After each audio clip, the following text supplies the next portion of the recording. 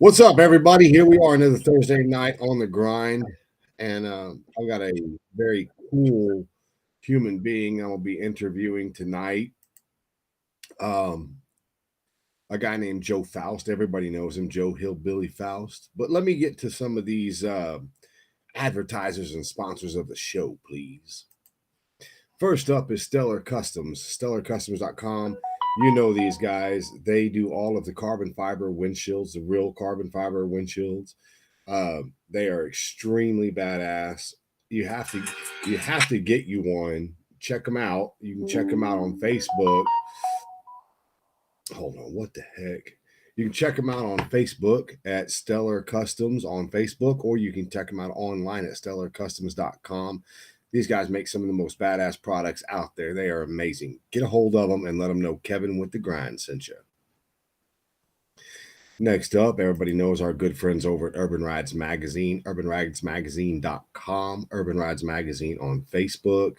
And yes, they have a new magazine out called Street Bagger. It's badass as usual.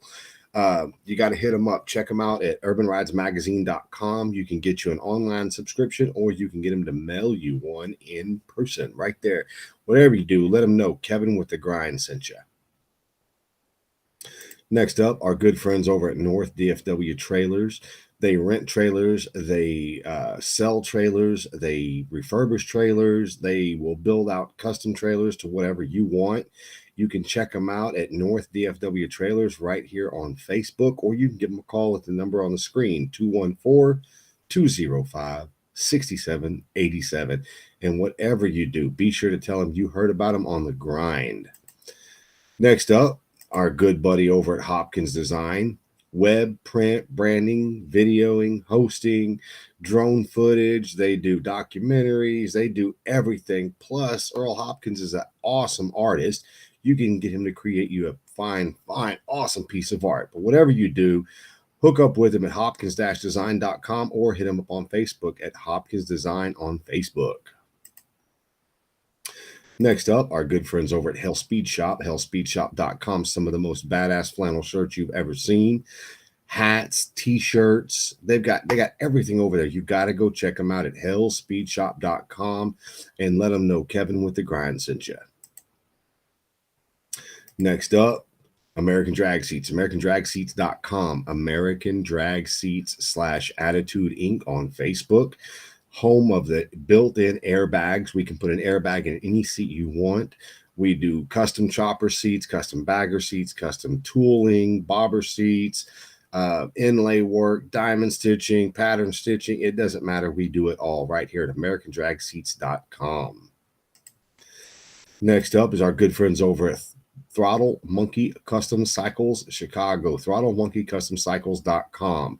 Fat tire kits, plug-and-play audio system, bike audio experts, full custom builds, front and rear air ride systems, apparel, helmet, riding gear. You want a custom-built bike, you want a custom-built stereo system, check them out, throttlemonkeycustomcycles.com.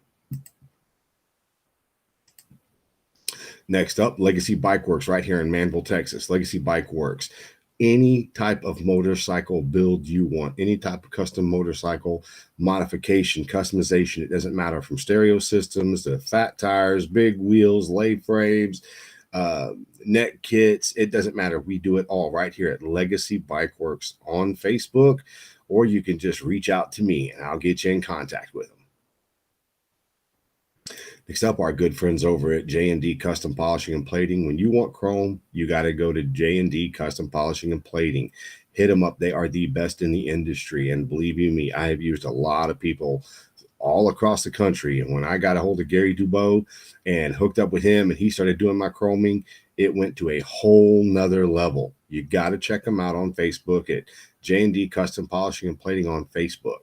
Hit up Gary Dubois or dial the number on the screen and tell him Kevin with the Grind sent you. Next up is our good friends over at Indiana, Illinois, Thunder Roads Magazine. So check this out. Thunder Roads Magazine of Indiana and Illinois. Indiana and Illinois' #1 biker magazine. Increase your attendance by advertising and posting your events in Thunder Roads Magazine of Indiana and Illinois, social media sharing included. Call today or contact Selena Lotta Vargas or Marsha Fitzpatrick on Facebook, and be sure to always like, follow, and share their pages. Whew. All right.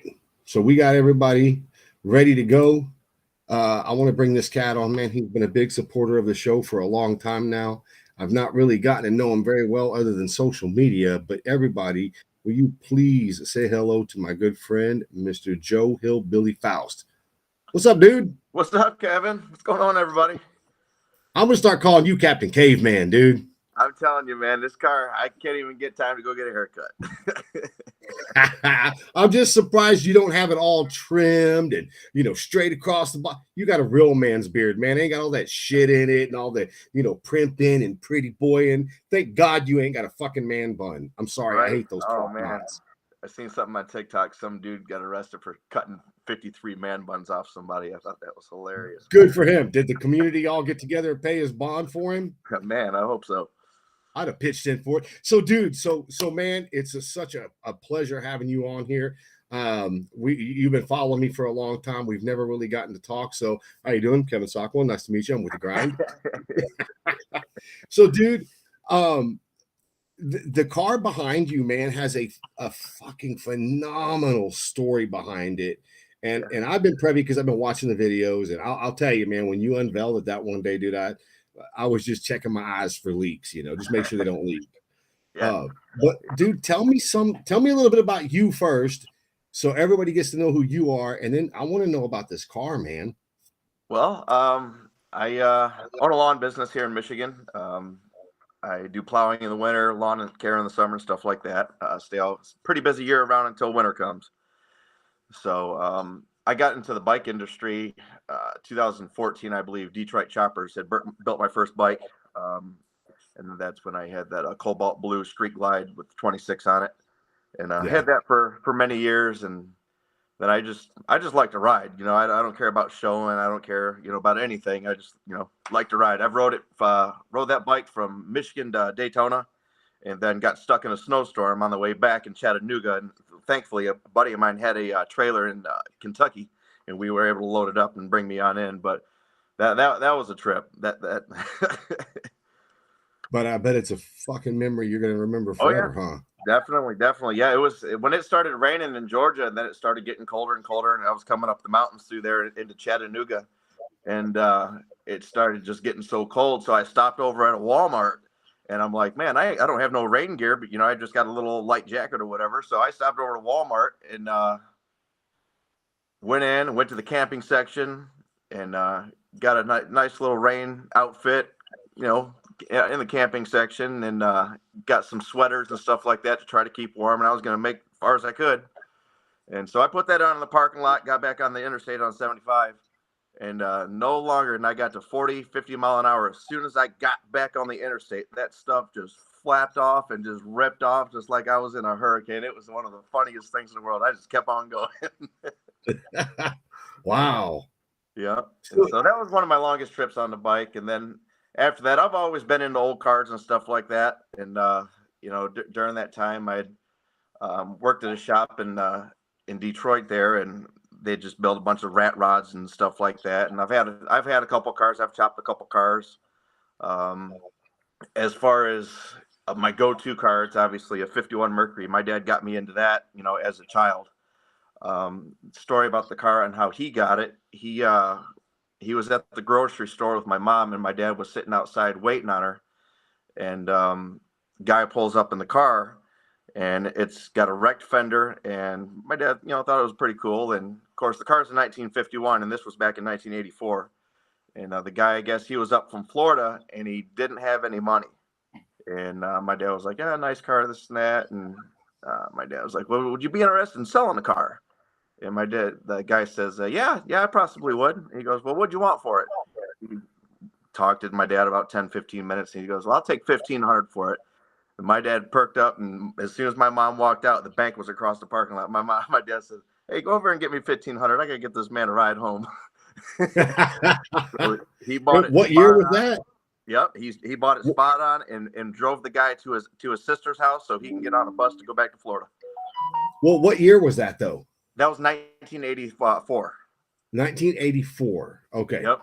Yep. Continue. I was 1 year old then. Oh, And you're a so, of course, youngin. yeah, my dad, he always was into hot rods and stuff like that. And I got a picture here of the car whenever he had bought it, what it looked like. I don't know if you can really tell. But see, it got a wrecked front fender. Oh, yeah, yeah. And then, Oh, yeah, yeah. and so if you follow me on Facebook, that last one that I just had last winter or last, whatever it was, February until June, I had it. Pretty much that was a barn find, got that out of a barn, non-running car. I pulled the whole car apart, pulled the engine apart, got it all running back together, and pretty much tripled my money. And so I was going to send that car down because the guy that helped my dad chop his car is still around. He's down in Florida. And so I've been talking to him. And so I was getting ready to send this car down to Florida to have him chop it. Well, the guy from Arizona called me and says, I think I want to sell this car. The guy that Hold owned on. my Wait. You skipped a part. So your dad bought the car in 84. Right. How did the car end up in Arizona? Okay. Sorry about that. So when my dad had it in 84, he built the car in 9 months. The car was from that pictures that I just showed you to this right here. Oh, wow. So, and this picture was taken in 1987. So he had the car for about 3 years. He just didn't drive it, didn't need the money. So he sold it to a guy that was local here. His name was George. When 87 until 2012, I think that guy owned the car. I was able to find the car on Woodward Dream Cruise. We got one of the world's largest car cruises meets in the world here in Detroit. And so I was out there cruising, and I was in the opposite traffic, and it's just bumper to bumper, and then it finally opens up. But I seen that car because the way the back window's chopped, it's totally custom. I know that car. Yeah. And so I tried to cut across the median, and by that time the car was gone. So I knew the car was still here in 2012. And so I came back to the house and went to my dad and said, hey, seen the old big bopper out there on Woodward. I was like, give me some more information on who you sold it to, or who'd you know that you, how did we get in touch with this car? He goes, well, Granville Slusher is a buddy of mine, and he's the one that, said George that wanted to buy it. So my dad had called Granville Slusher up and said, hey, what was that man's name that bought my old Mercury? And my dad found out the name, and I was able to white page Google him. And so I got his address. And so I'm this old creepy dude walking up to a door, knocking on it. And he answers the door. I was like, hello, sir. My name is Joe. And I was wondering if you had a 1951 Mercury that's in your garage. And he goes, yeah, sure do. And he's like questioning me like, what's up? I was like, my dad, Jim, built that car. You bought that car from my dad back in 87. He goes, oh, man, that is so cool. Let me get my slippers on. We'll go down and see it. Right on. So that's how I was able to, that was the first time I physically saw it ever since 1987 when I was 6 years old when my dad sold it. Wow. Then 2016 comes around, and the guy, I'd seen the car 2 or 3 times, went over, he took me for a ride in it, which was a blessing. It was just a big sob story. The whole ride, I couldn't stop crying because the smell of the car, the feel of the car, the noise of the car was the exact same way that when my dad had it, that man still kept it the same way my dad did. Wow, that's awesome. Yep. And so he was still in pretty good health, but I had back and forth between Tennessee and that, kind of lost contact with him. And I had got a phone call from my dad saying that George had passed away. And I'm like, oh man, that's terrible. And then, so I reached out to his wife, gave my condolences. And I was like, do you still have the car or anything like that? She goes, well, I sold it last week into an auto auction. And she goes, I don't know who it sold to. I'm like, no. Car was right there in my grasp. I could have gotten it. It was right there in the backyard, but 10 minutes away, literally. And so about 2 years after she had sold it, I'd already chopped and bought another Merc and chopped it. It was done. Then I ended up selling that because I was just, all these years I've been just trying to remake this car that my dad built. Yeah. And there was no way possible. The chop's a certain way. You can chop these cars a million different ways, like a slant post, straight post, or however many inches you chop it. It gives the car a totally different look. Yeah. And so I was able to track the guy down through a screenshot my buddy sent me saying, "Hey, I think this guy's selling your dad's old car." And sure as shit, it was on his profile picture, and it's still his profile picture. And so I contacted him in 2018, I believe it was, and I said, "I want first dibs. You ever sell this car?" I gave him the history of it. I showed him the tattoo on my arm of the car, thinking I'd never see the car again. I was like, "I will fly out there. I'll do whatever I got to do." And so that's when last November came around. He said, "I think I want to sell the car. I'm downsizing my herd," is what he said, and he's moving to Florida, so he wanted to get rid of it. So I'm like, hell yeah. And by that time I had the money, and I said, well, my dad, he's 81 and he's got a pacemaker that's going to be going in here pretty soon. And I don't know if he's going to make it through winter. I was like, instead of waiting until spring, can I please come out and get this car? He called me back about 3 hours later and said, yeah, it's at a body shop right now. But I'll have to get it back to the house. When do you plan on leaving? I was like, well, I plan on leaving right now because I've already got a trailer hooked to my truck. I've got the cash in my truck. So he's like, all right. He goes, I can have it here in about 4 hours away, but I'll have it here for you when you get here. I was like, well, I'm 28 hours away, so start counting. So you're in Detroit? Yeah. Yep. Right outside Detroit. And he was in Arizona. Glendale, Arizona. Yep. Wow. Yep. 28-hour drive. And talked to one of my buddies that worked with me. And I said, hey, you want to go across the country to get this car for my dad? And he goes, yeah. And so hooked up the trailer, and there we go. I drove probably a good 23 hours of it before I was exhausted and I couldn't do it no more. Just the adrenaline, just trying to get out there to it. I was just 90 mile an hour pulling that empty trailer all across the country. Right on. So we get there, and I was expecting a lot more of the car, than what was there. It wasn't as emotional as I thought picking up the car. Yeah.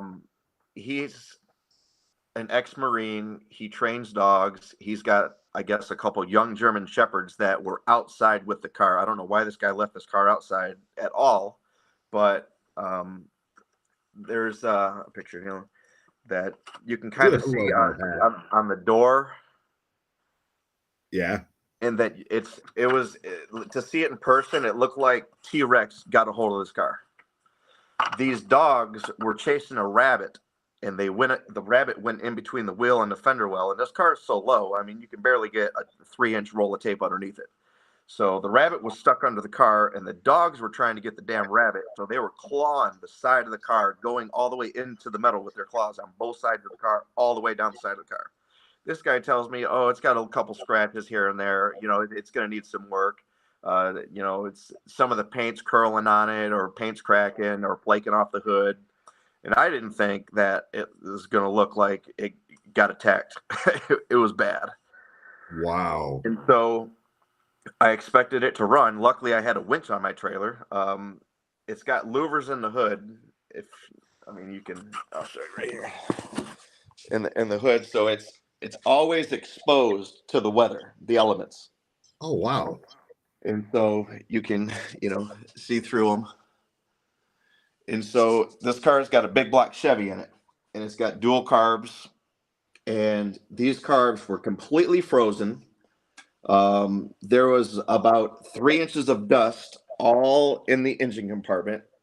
The throttle was stuck because both carburetors were locked up. And so I didn't know what the issue was. And Logan Black, I don't know if he's watching because I can't see if anybody's watching our comments or anything. I hope he is.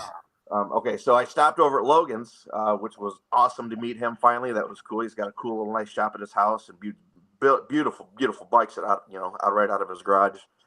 But we fooled around with it, and I was wanting to start it. So we hooked the battery up, and it barely cranked over, and we were trying to unstick the carburetors, and they were completely rusted in like a half position. Yeah. So then that pissed me off even more. So I'm like, man, this guy didn't even take care of this car. This car obviously sat outside for a long period of time. But my dad, it's going to be a surprise for him. And I've wanted this car my whole life. So I didn't give a shit how much money I paid for it. I wanted it on the trailer and me being happy going home with it. Right. So I got it home, pulled the carburetors off, took it to my motor builder, and he got them unstuck, and we put them back on the car, and I drained the fuel, put new fuel in it, started right up just like it was running the day before.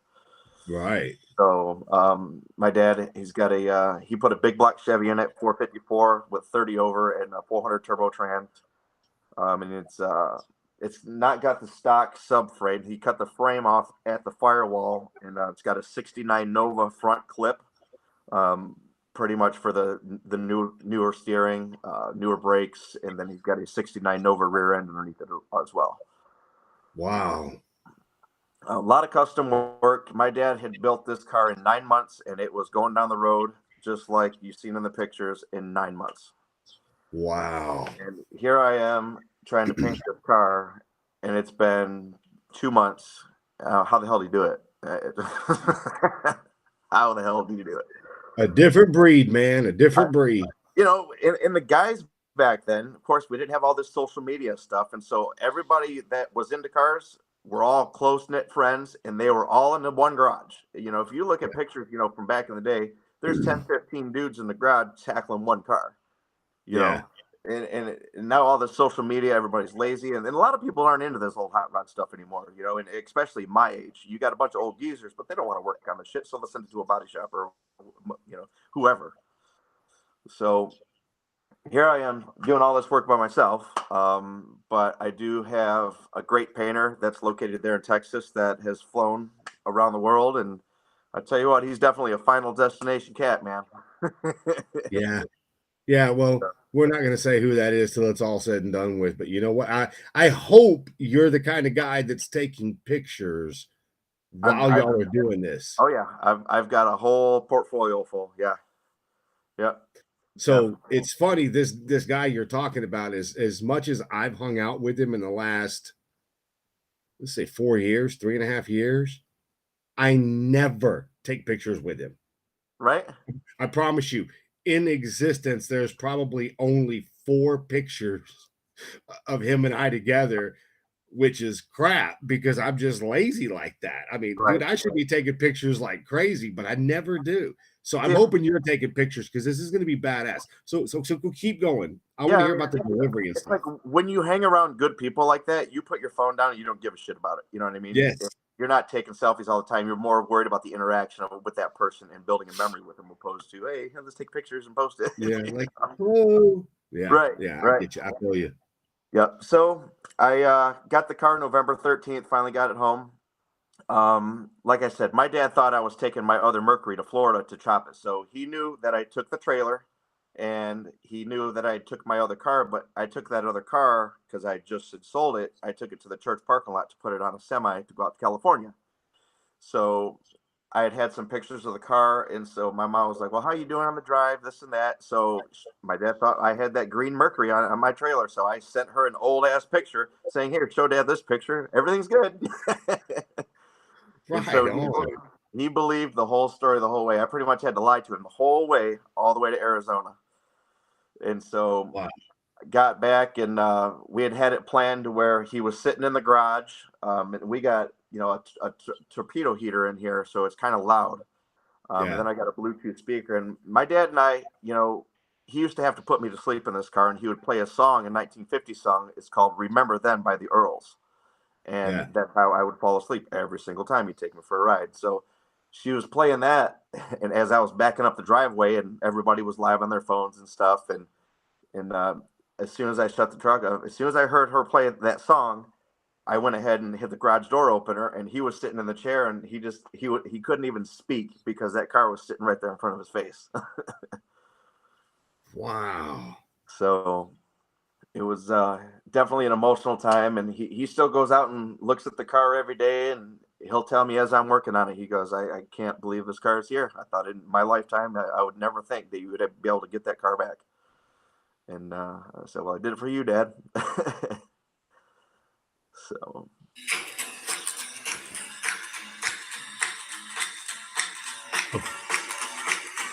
that it? Yeah, that's it.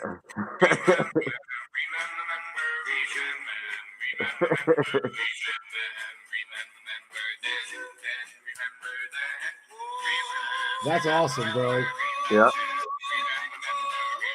Well, I'm not gonna play the whole song because I want to hear more. Because excuse me, because I was looking for that when you told me about. Okay, so you bring the car in the driveway with the trailer. Right. So where and your dad's in the garage, My, right?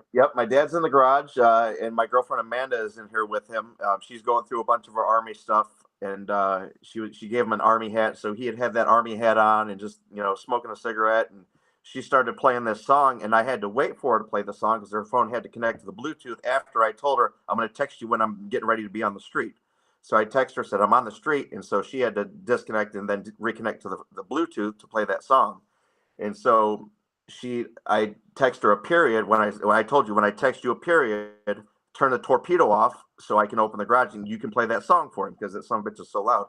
But I didn't want him to hear my truck backing up into the driveway, so I had to have a loud noise distraction in the garage. And so Wow. I put my ear against the garage door and she started playing his song.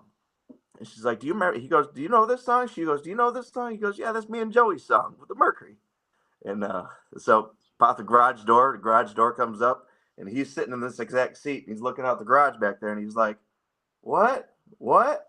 He couldn't believe it. He started crying his eyes out, and I gave him the Shit. biggest hug in the world. And Hell he walked yeah. out. He literally sat in that car for 2 hours. As soon as I got it unloaded off the trailer, and I put it in the garage, he sat in that car for 2 hours crying. That's badass, Yeah. man. Yep. So you're going back all the way he had it, right? The same To color and everything. Same color, same everything. It still has the interior is still great in it. The only thing, I got to pull the motor. I'm gonna beef the motor up and put a lot bigger cam in it.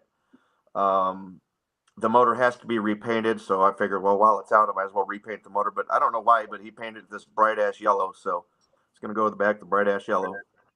Um, all the interior is still it's dirty as hell right now, but I'll show you.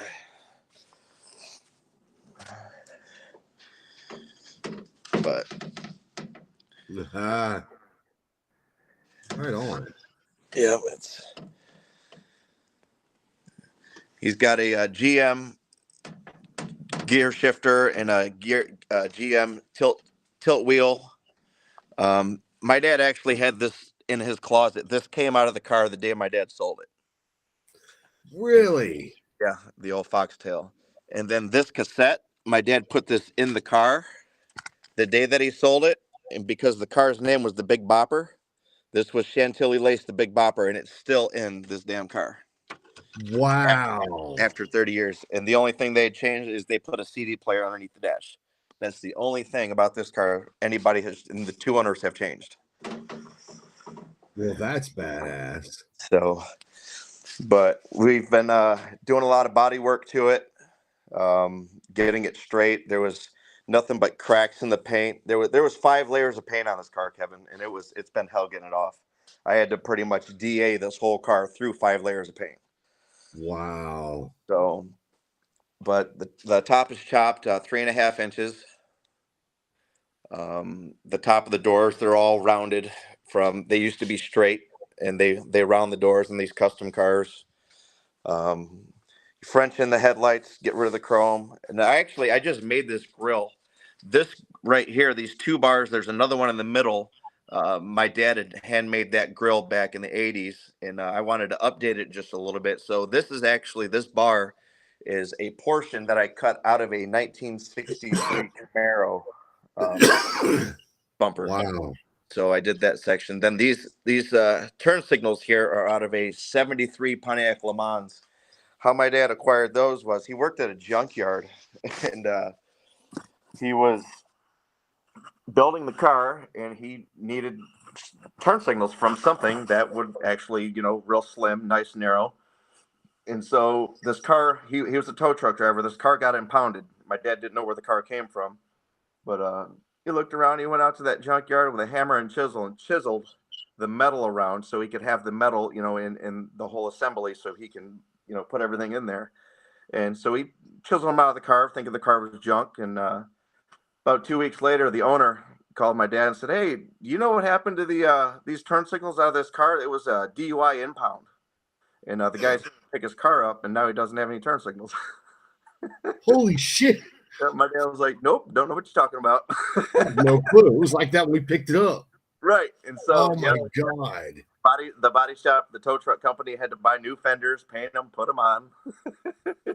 So did y'all ever stay in contact with the guy and tell him what happened? No, I'm sure he knew because my dad still worked there.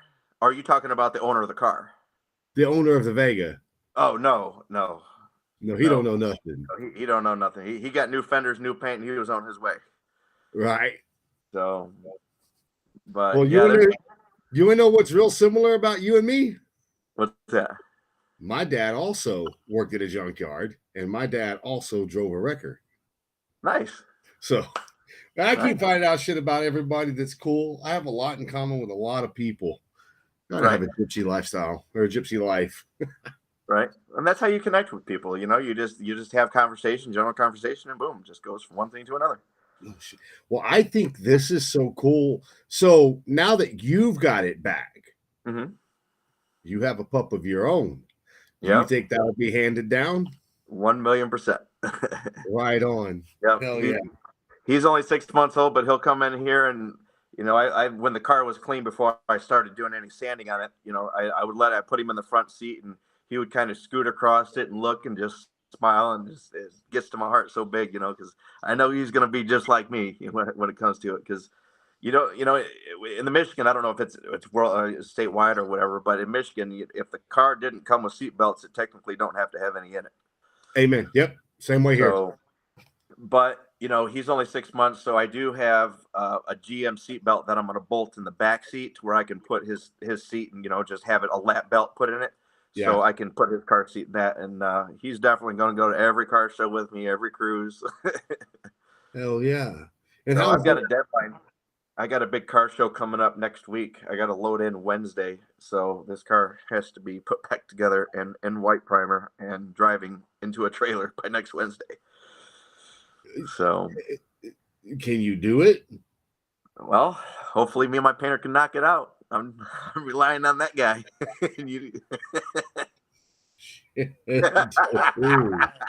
Wow. Oh, I can see him now, taking a drink of that Crown and smoking on that L&M. Don't give too much away. Yeah, in his own Hey Dudes. Hold on, wait a minute. Like these? Yeah. kind of like those. Hell yeah! I've never owned a pair till he came here, and I went to the what was it, Famous Footwear, and bought me 2 pair of them. You fucking love them, don't you? Man, they just slip right on and they're comfortable. Yeah, buddy. Yeah. So your plans are to go back with the car like this and then just preserve it, right? Enjoy it. We're gonna get it in a white sealer so I can drive it this summer, take it to, you know, shows. I've got a custom car revival that's June 9th, 10th, and 11th in Indianapolis, Indiana. It's all traditional lead sleds. You have to be invited to the show. And it's a max of 200 cars because their venue, you know, they've had it for years, but they don't want to change their venue because it's a traditional custom like diner, and it's, you know, it's just something like a back to the 50s type thing. It's pretty cool. Yeah. And Kevin Anderson, the guy that runs the show, he reached out to me and says, "Hey, if there's any way your car's on the road by then, I'm going to have there's a custom car magazine and then traditional customs magazine. They're going to be there, and they're going to, you know, interview me with the car and stuff like that. And I've got a couple people that want me to be interviewed at Detroit Autorama, which is next week, with the car." So, wow, it went viral whenever I posted that live video. My Facebook blew up on it. Then of course we were live on TikTok with it, and that's got like almost 120,000 views. You know, that would happen right there and then. And so wow. A lot of people reached out, a lot of people that, you know, wanted to donate their time, and, you know, if you need any help, this and that, you know, just let me know. You know, it's, you know, I had a company that wanted to, you know, redo the interior, and I was like, nope, we're leaving the interior. I appreciate you reaching out, but, you know, there's nothing wrong with it. You know, there's just, you know, little nicks and knacks here, but That's nothing to bother of. It's 39 years old.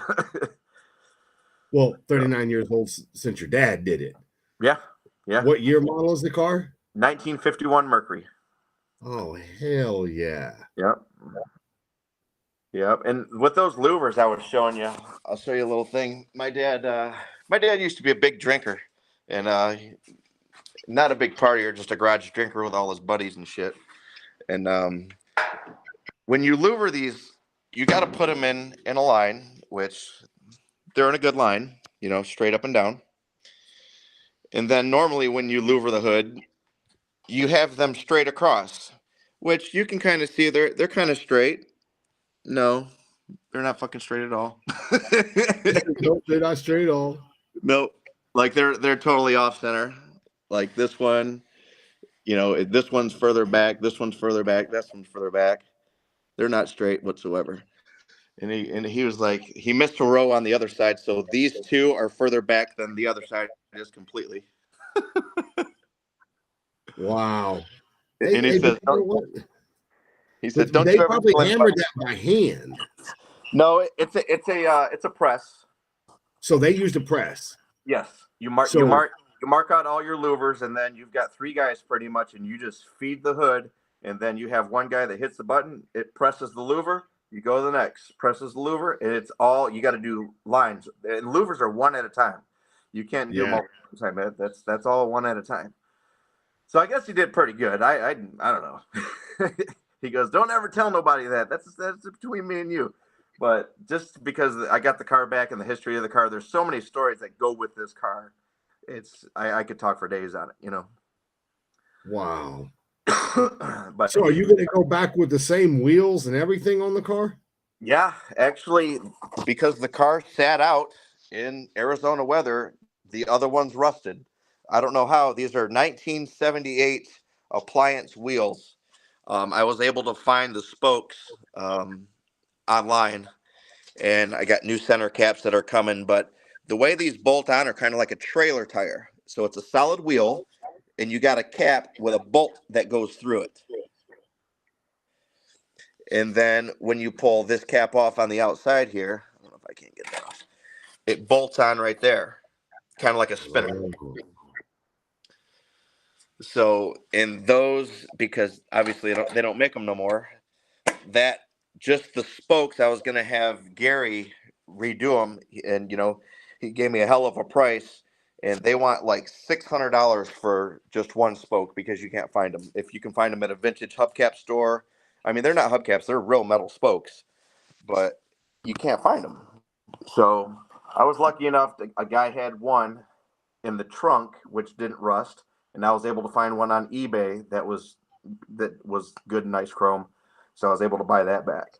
So, I mean, eventually I'll change it up, but right now I just want my dad, he's able to drive and stuff still. So I just want him to take it back to the 80s and do your thing.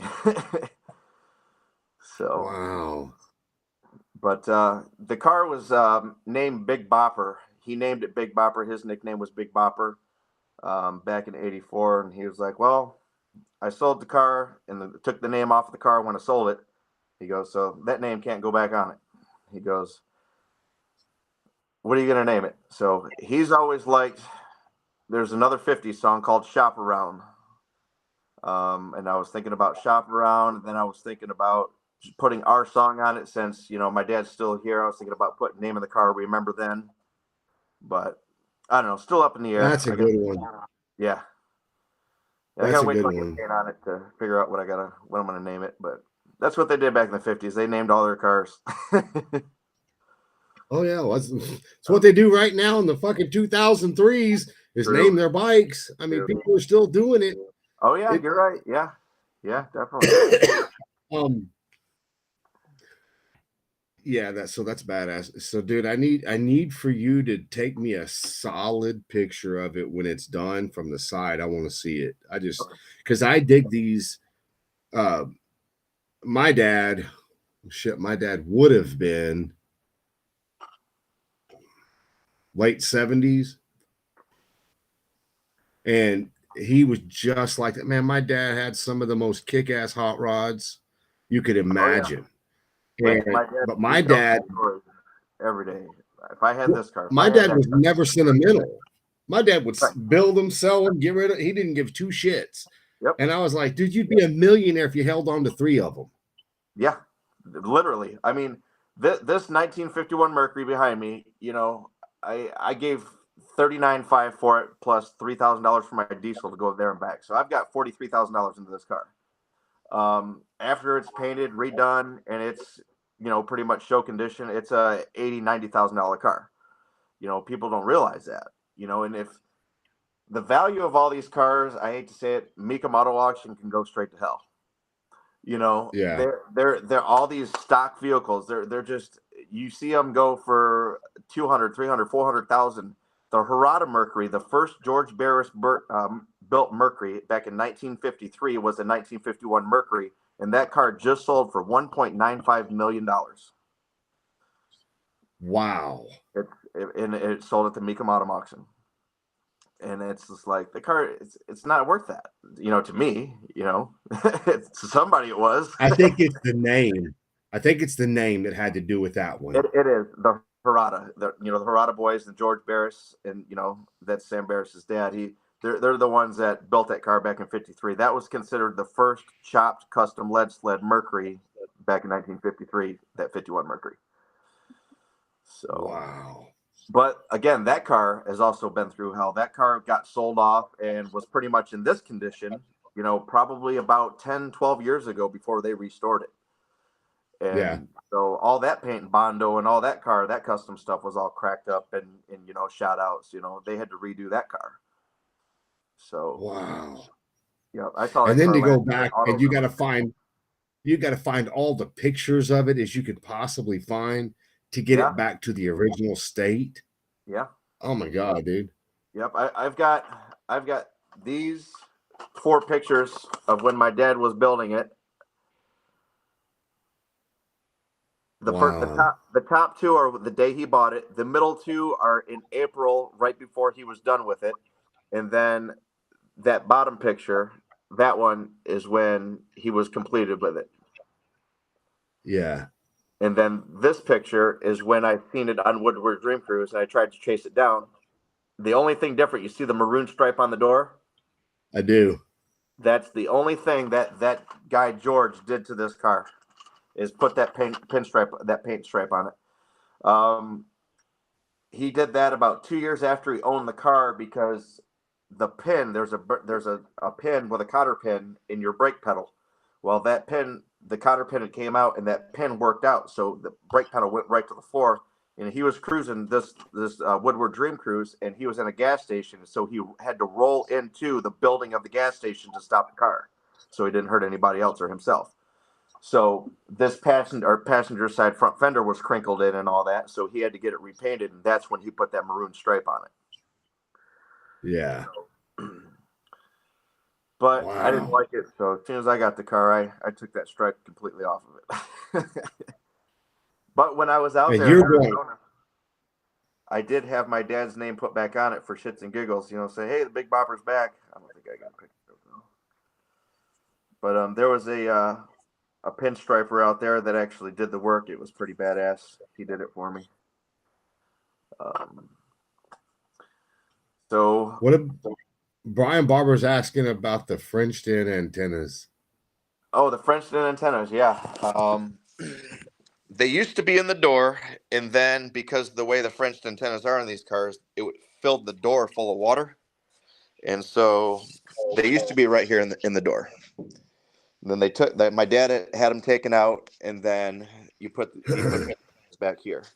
So these are some artwork. It's just some tubes that are in there welded into the body, and then you flare them up. Then you've got your antennas that come up. So that's what they call Frenched antennas. Now, do they have drain tubes in them? Yes, they do. They goes right down and goes right out the quarter. So yeah, the car won't fill up with water or nothing like that. So obviously, there's a lot of Bondo work that you got to do with these. And so if the car's sitting outside, it did have a bunch of Bondo cracks in here, so we wiped it all out, and we're reforming these right now. So That's why it looks like that. And then, of course, the doors are shaved, door handles are all shaved, um, all the body line shaved. This lower quarter bolt normally was to bolt on a stock car. The quarter was welded onto the car. And then you just take it and we just rolled the lip on it with Bondo so we can, get a custom look out of it. Gas fillers all filled in. So where you put your gas is right here in the trunk.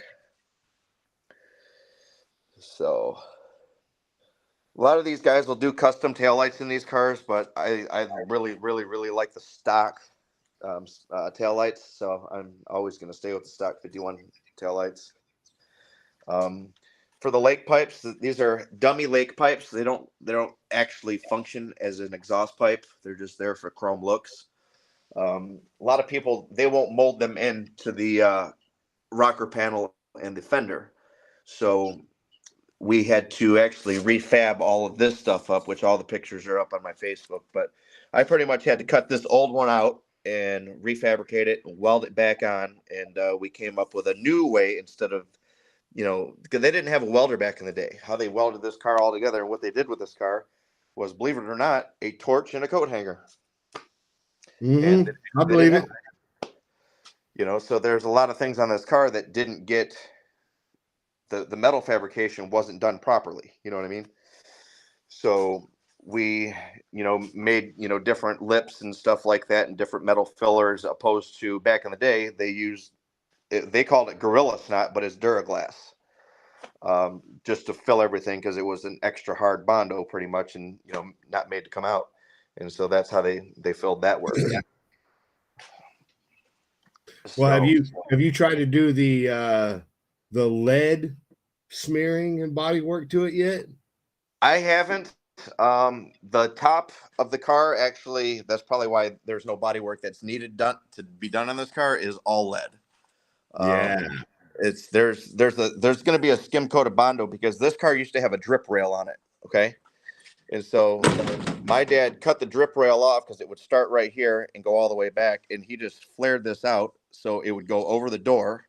And then he took this and made it into a body line when they did the chop to go into the back window, which is pretty badass. Oh, yeah.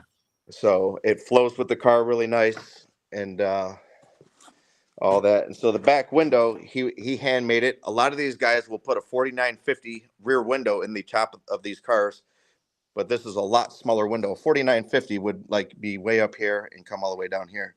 But you can barely see out of the back window of this car when you're in the driver's seat of it. It's pretty cool. I don't really think you're fucking looking in behind you. You're looking in front of you. Yeah. Well, you can't even see in the car anyways, because my dad back in the day, he tinted everything out. The windshield's tinted, which I really didn't even notice. Brian, or my painter, he was looking at the windshield and he goes, "Is that windshield tinted?" And I'm like, "Hey, yeah, it looks like it, ain't it?" So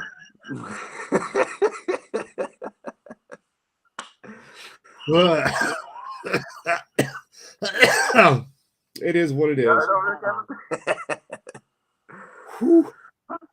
So, but yeah, there's, like I said, a lot of history in this car, and I remember the smell and the ride and the feel of the big block Chevy, of the car, and just the smell of the interior. When I went and saw this car for the first time at George's, I just lost it because it's like that smell that is from a child, like a baby blanket shit, and that it hit me hard. I was like, this is the car. If I had the windows in it, I would show you. My dad he went to a car show and they did a bunch of etching in the windows. And they had put my dad's initials on the driver's wing window and they put my mom's initials on the passenger wing window. Well, still to this day, those initials are still there. Are they really? In the glass, yes. Wow. Yep. And they're gonna stay, I'm assuming. Oh, absolutely. Absolutely. Yeah. Yeah. Well, the cool thing is that, cool. My dad's initials are JF and so are mine, so it fits. But dude, that is such an awesome story about that car, and for that car to be gone for over 30 years Yep. and you be able to get it back, and certain things like the glass still being there, like the cassette still being in there. Dude, those That are things that, what's the odds of that happening? I bet I could win the lottery twice before that would ever happen again. right. Like, a lot of people with their parents, they lose contact with these cars, and like you said, your dad just like my dad bought, sold, built, bought, sold, built. Who didn't give two shit? There's no sentimental value to the car, Yeah. but to certain people, there's certain guys out there. Oh, this '55 Chevy's been in the family since it's brand new. It's been handed down, but this car, my dad didn't buy it new. He bought it to customize it, chop it, cruise it, and sell it. But I was at that time in my life where I was just a little kid. I didn't know any better. That's how I fell asleep at night. It's and my dad's had other cars. My dad had built a 31 Chevy, four door, and he chopped it and big block Chevy'd it, street rotted it. He built a 70 Nova. He built a 56 Chevy. I mean, he's built multiple cars, but nothing has stuck with me like this Mercury. And just the way all of his friends and people that knew him or know him, have always talked about the car. That's the baddest car in town. Your dad, every car he builds is, the baddest of the baddest. And, it shows, with everybody that's still 30, 40, 50 years later, still talk about my dad about customizing cars. Yeah. And so just to have that car back, that when I was a baby, that tops the cat right there. Yeah. It's a That's so blessing to have awesome. my dad's to still be alive and sit here watch me work on it, the car that I watched him work on when I was a baby, and then my son get to watch me work on it, and then I'm going to give it to him when he's grown. It's just the a 3-generation car that's hard to come by nowadays. It's Oh yeah, yeah. Especially one that went away for so long. across the country. That's the cool thing about it. Yeah, The car's got a good story to it. So yeah. you can't beat that. But I think it's awesome that you're doing it. I can't wait to see it done. And hopefully, God willing, I'll get up there one day and I'll get to take a ride in it. Absolutely, man. I mean, like I said, I'm going down to Indianapolis for Custom Car Revival, June 9th, 10th, 11th. I'm going back to Indianapolis for James Dean Ducktail Run, which is a traditional lead sled hot rod show. That's in middle of September, I believe. My plans are to get it in the seal coat primer for this year and run it. And then my last show is going to be a Halloween show that we do here locally. There's probably a couple thousand cars that come, and that's usually the weekend before Halloween because Halloween has been recently just been a shit snowstorm. So my plan is to possibly bring the car down to Texas for the painter to paint it. And so Sweet. I was thinking maybe stay 2 weeks down there, get the car in primer or in paint. And then I do know there's a couple lead sled traditional hot rod shows that are in December and January down there. So if I was to bring this car down in say November, and then fly back and then plan out our 2 weeks there, have it done for the paint reveal at one of the hot rod shows that, come in the wintertime in obviously Texas. Hell yeah. So it's not that long of a drive from here. It's I think 16 hours. So it'd just be 2 8-hour days. I could take my time doing it, bring the car down. I, get an enclosed trailer and haul it down. And by that time, the painter will have his whole setup ready to rock and roll, and we'll knock it out and get all the final little detail shit that we're just passing up now, just so I can get this deadline to get to this show. It's been an anticipation. I've got so many followers, and people just want to see this car at this show. And my dad has always talked about having this car down at Detroit Autorama, but he never had got the chance to because he sell it. He goes, I wanted to get it down there. I wanted to get it down there, but he never did. And so obviously my dad's still alive, thankfully. And, tomorrow's not promised. So I promised him I would get this car into this show for this year. Right on. So hurry up. Don't lollygag. Oh, I'm not. I'm out here constantly. I did a lot of cleanup this week, and I tell you what, I probably threw away more Bondo shavings and dust than actual Bondo that's on the damn car. So my blue bagger? Yeah. I post pictures every now and then about because I actually built everything on that bike, me and some buddies. Right. 21 gallons of Bondo went into that bike. Good Lord. 21 gallons. So you know how much is left on that bike? And then all the parts we made, I instantly went and had molds made. So the bike that I built, it's sitting up on a fucking shelf. The bike, the parts off that are actually on my bike. But it took Man, 21 gallons of Bondo. man, I want your kind of money. That's $2,100 plus.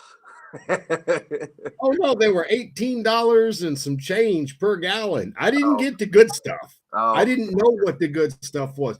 Brian was looking at my bike and or one of my parts, and he's like, dude, this shit's junk. I was like, well, yeah, I taught myself how to do it. I didn't right, know. I didn't know how to do any of this shit. I just was like, well, I ain't got nothing else to do tomorrow. Let's try this.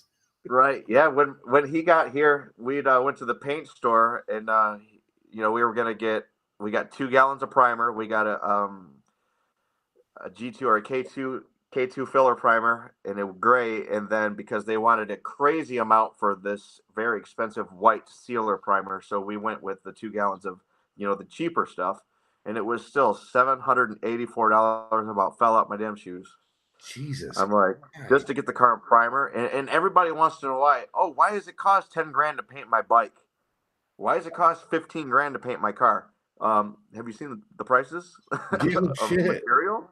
And Yeah. then all the time, it's, I used to question it as well, but now that I'm in them footsteps of buying everything myself and actually doing a lot of the work myself and having somebody here to help me, I see why it's $10,000-$15,000 to have something painted. Yeah. Well, That's just no joke. well, people are making comments.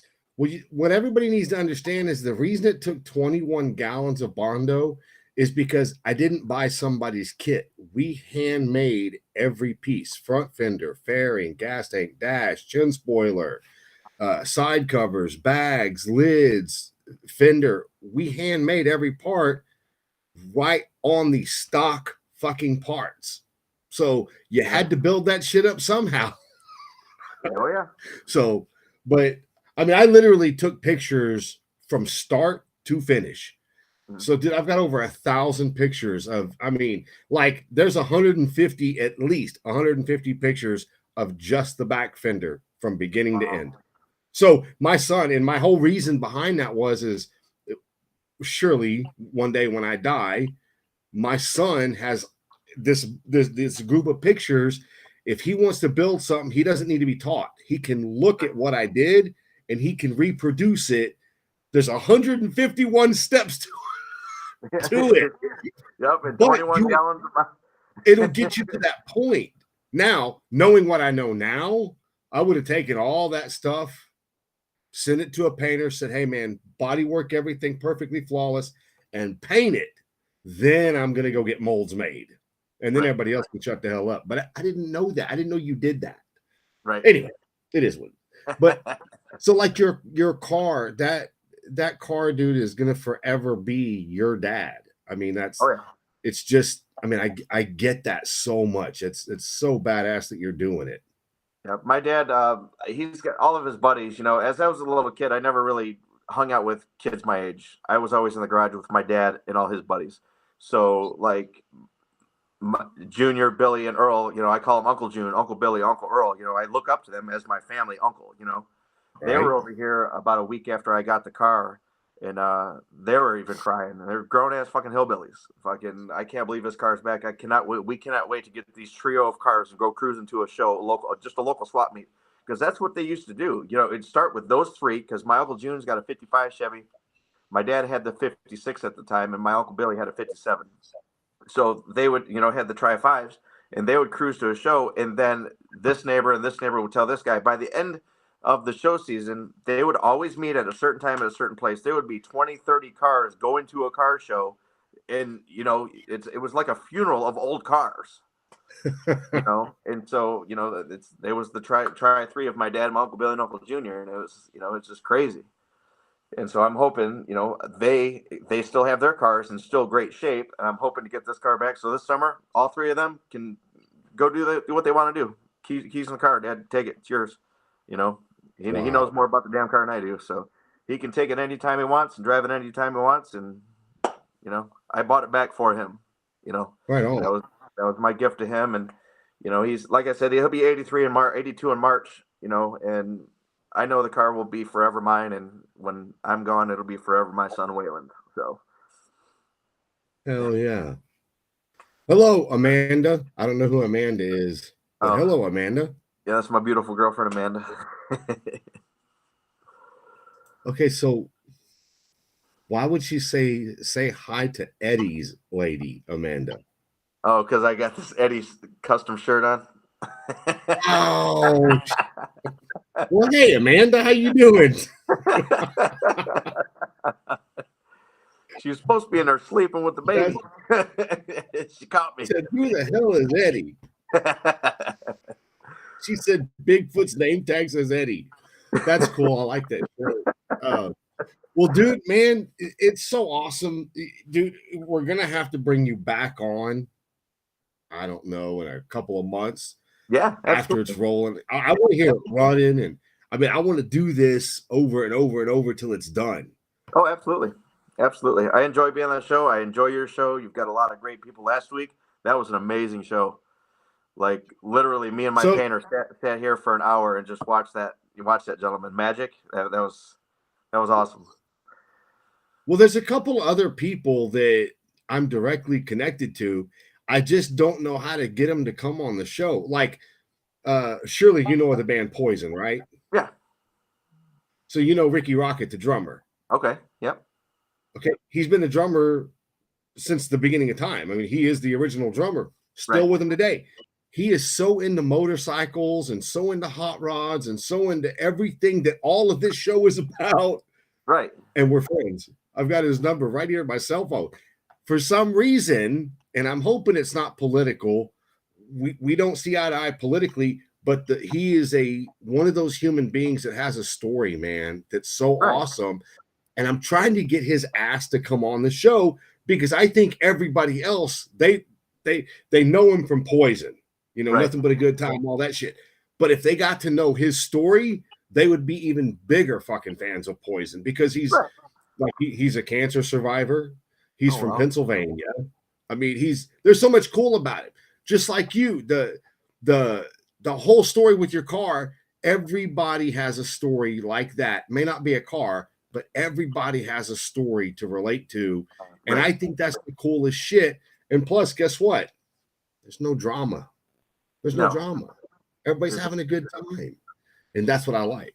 Yeah. There's no loud music or mid bass woofers or any kind of other woofers or this paint shop better than that paint shop or I'm the only paint shop in the state. Well, Hashtag final destination. That's all I got to say, baby. Final destination. hashtag Final Destination. Yeah. We'll Well, take care of dude, your dirty work for you. Don't worry about it. Your literally dirty work. Your old spaghetti strap girl looking shit. oh my God, that's fucking hilarious. Oh my God. Fuck your feelings. Go eat Dude, your Lunchable. okay, I'm stirring some pots now. I'm fucking it up again. It's past 11. Kids are in bed. No shit, right? Well, cool, man. Well, dude, thank you so much. A, for watching. B, for being an internet friend. I know we're going to be great friends in person. I know it's going to happen one day. I can't wait. Absolutely. And Well, dude, I want to take my beautiful girlfriend down to Fort Worth to the stockyards. We're looking at probably an April trip, late April. please let me know when y'all So, plan on that beforehand. okay, definitely. Because we're only about 4.5 hours away, and my wife loves the weekend romantic getaway. Right, right. Yeah, we're not bringing any kids or nothing, so we're gonna party it up, and the barbers are gonna show us around town. Like I've been there multiple times, and I worked there, when I worked at a company there, but Amanda, she got a snip of it when I took my bike. Actually, I got to meet Scotty Roberts a couple months ago. He's a great guy, nice shop. His crew's Yeah. all cool. Took a bike down there for him, and she was like, "We need to stay here." We had our little one with us. I think he was like 4 months old at the time. He did a great job, on the ride. And she's like, "We need to come back without kids." I'm like, "I We get need to come back without kids. It's a good time. Fort Worth is kick ass. Galveston is kick ass. Right.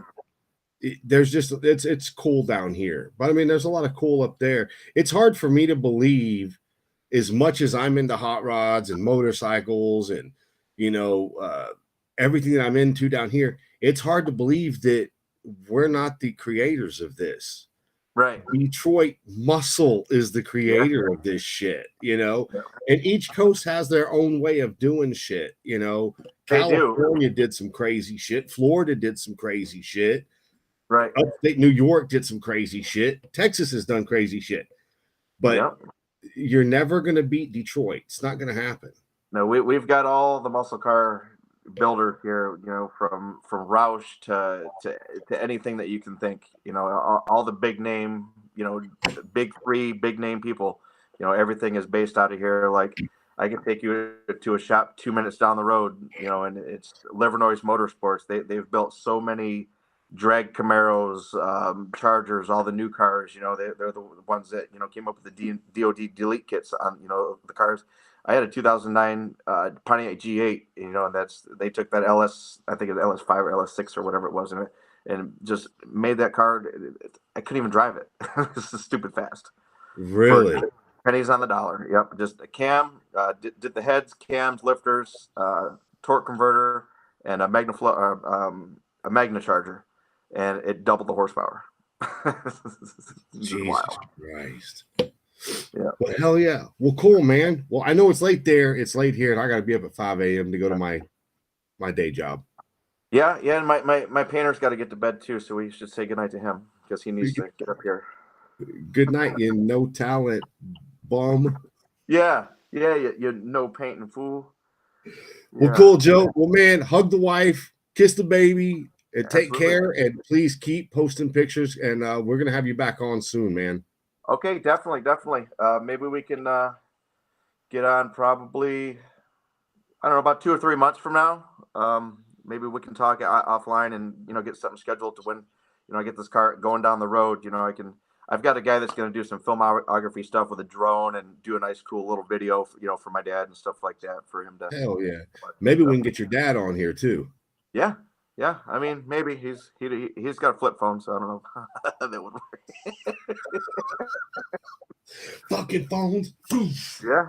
Oh yeah. Hey, I feel him. Well, cool, brother. Well, go have a blessed brother. night, man. Thank you very much. I appreciate you, and y'all take care. All right. You too. All right, Kev. Bye, everybody. Thanks for watching. Well, cool. Hell yeah. Great show. Joe HillBilly Foust right there. Awesome shit, man. Do me a favor. It only works if you share. You got to share it. You got to keep sharing it. Go to the YouTube channel. Go to the American Drag Seats channel. Go to the Grind channel. All the pages are up. They're good. You can watch the videos on all three of them. Like I said, YouTube, the Grind page, and the American Drag Seat page. You can watch the videos. You can share them from any of those pages also. Anyway, thanks for watching. I appreciate you guys, and we will see you guys next time.